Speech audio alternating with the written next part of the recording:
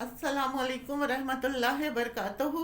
اعوذ باللہ من الشیطان الرجیم، بسم اللہ الرحمن الرحیم۔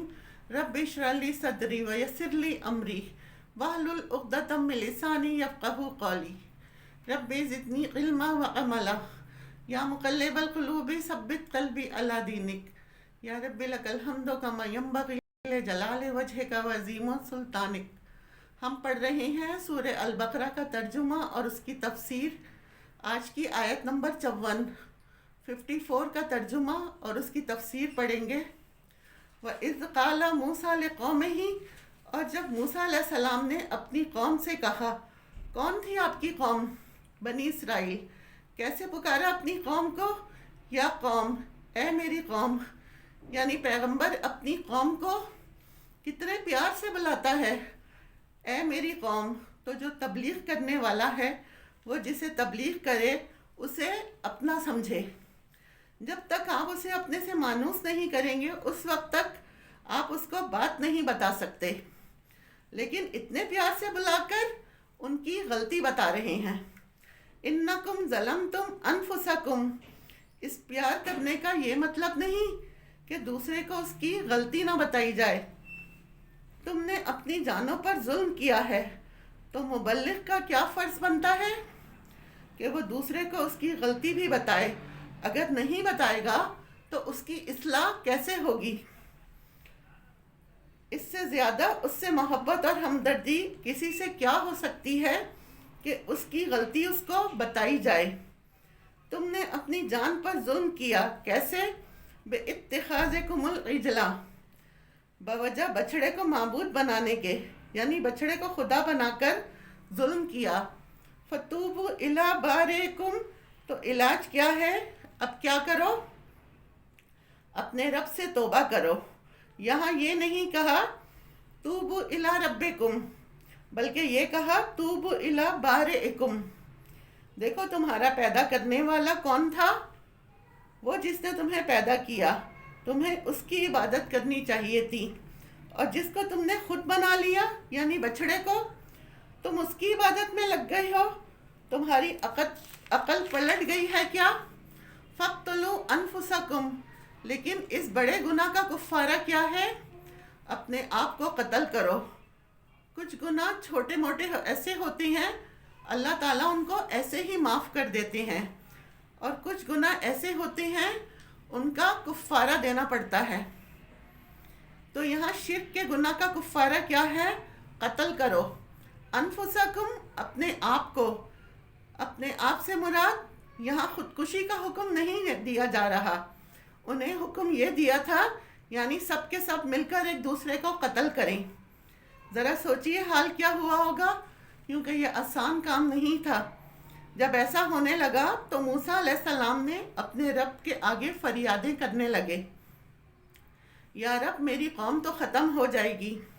تو اللہ تعالیٰ نے پھر یہ حکم اٹھا لیا، اور ان کا اسلحہ جس سے وہ ایک دوسرے کو قتل کر رہے تھے وہ ان کے ہاتھوں سے زمین پر گر پڑا۔ وہ جو بچھڑا بنایا گیا تھا اس کو توڑ پھوڑ کر ختم کر دیا گیا۔ لیکن ان کی توبہ کے لیے جو الفاظ ہیں بالکل واضح ہیں۔ اللہ نے کیا حکم دیا؟ توبوا الی بارئکم فاقتلوا انفسکم۔ انفس نفس کی جمع ہے، نفس جان کو کہتے ہیں۔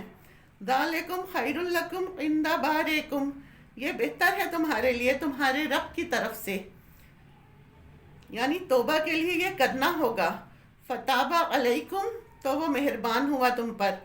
یہاں پر اللہ ہی کے حکم سے قتل کرنا تھا۔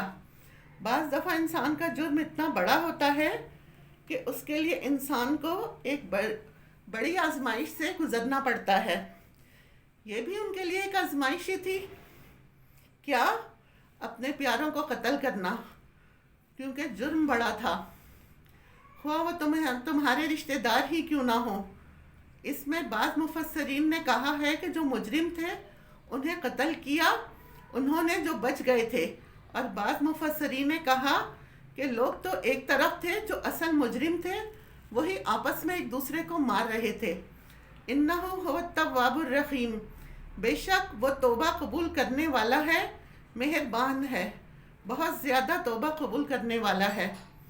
توبہ جو ہے وہ اس وقت قبول ہوتی ہے جب توبہ کی نیت ہے، یعنی پہلی شرط یہ ہے کہ نیت خالص ہو توبہ کی، صرف ظاہری طور پر نہ ہو۔ دوسری بات یہ کہ پھر گناہ چھوڑ دے، انسان اس پر ندامت ہو اسے۔ تیسری بات یہ کہ آئندہ نہ کرنے کا ارادہ ہو۔ پھر یہ کہ جو غلطی کرے اس کا کمپلسیٹ کرے، کسی کا حق مرا ہے تو اسے دے۔ اور توبہ قبول ہوتی ہے موت کا فرشتہ دیکھنے سے پہلے تک۔ کسی کو موت کا فرشتہ نظر آئے تو پھر توبہ قبول نہیں ہوتی۔ جیسے فرعون نے توبہ کی تھی، لیکن کب کی تھی؟ جب وہ ڈوب کر مرنے لگا تھا۔ اس نے کہا تھا وَأَنَا مِنَ الْمُسْلِمِينَ، میں بھی مسلمان ہوں۔ تو اللہ تعالیٰ نے فرمایا اب تو مسلمان ہوتے ہو، حالانکہ اس سے پہلے تم ایمان نہیں لائے تھے۔ اس آیت سے ہمیں یہ پتہ چلتا ہے کہ بعض گناہ بہت بڑا ظلم ہوتے ہیں، اور پھر ظلم کا بدلہ انسان کو دینا ہوتا ہے، اور بعض گناہوں کی معافی اس صورت میں ملتی ہے کہ انسان اس کا کفارہ ادا کرے۔ وہ کفارہ اللہ کے حکم کے مطابق ہوتا ہے۔ بنی اسرائیل کے لیے کفارہ قتل نفس تھا، لیکن ہمارے لیے مختلف گناہوں کا کفارہ ہمیں بتا دیا گیا ہے۔ جیسے کوئی قسم کھا کر توڑے تو اس کا کفارہ کیا ہے، اگر کوئی روزہ رکھ کر توڑے تو اس کا کفارہ کیا ہے، ان کی وضاحت آگے کی آیتوں میں آئے گی۔ وآخر دعوانا ان الحمد للہ رب العالمین۔ لگ رہا ہے